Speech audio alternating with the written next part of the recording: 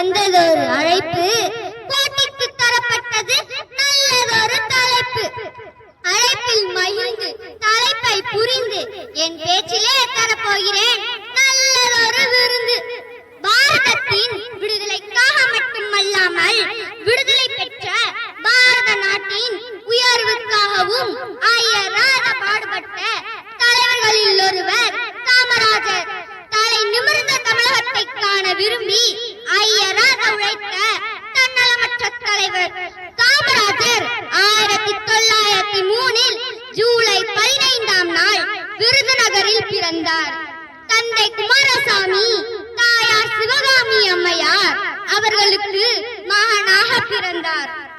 தந்தையை இளம் வயதிலே இழந்த காமராஜர் தன் படிப்பை இடையிலே நிறுத்திவிட்டு தன் மாமாவின் கடையில் வேலைக்கு சேர்ந்தார்.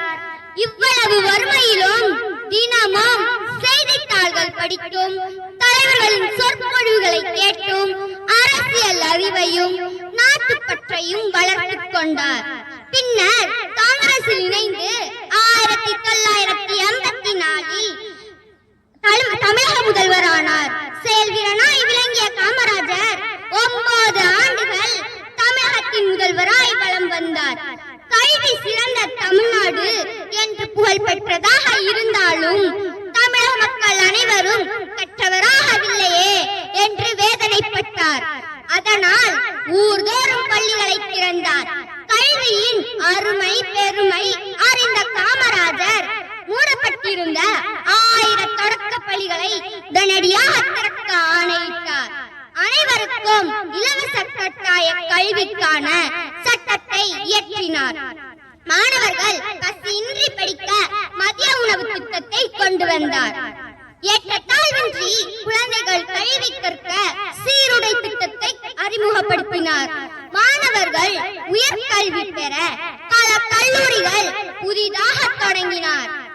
அரசியல் நாகரிகத்தை ஆண்டவனே, பல ஆணைகள் கட்டி மாண்டவனே, எதிரியும் புகழ்ந்த நல்லவனே, உம்மை எழுத்ததால் யமனும் கெட்டவனே, கல்வி கண்ணை திறந்து வைத்து நீர் கண்மூடி போனதென்ன, காணி நிலம் கூட இன்றி நீர் கடைசி வரை வாழ்ந்ததென்ன, ஆண்டவனே வந்தாலும் உம்மை போல் ஆள முடியுமா தெரியலையே, மாண்டவனே உம்மை எழுப்பி மீண்டும் மாறச் சொல்ல வழி இல்லையே, பெருந்தலைவா கர்ம வீரா உம்மை காணாது என் பாவம், உமது பிறந்த நாளில் கூட வாழ்த்தாவிட்டால் படிக்கும் எண்ணினத்திற்கே பெரும் சாபம். இவ்வுலகம் இருக்கும் வரை ஐயா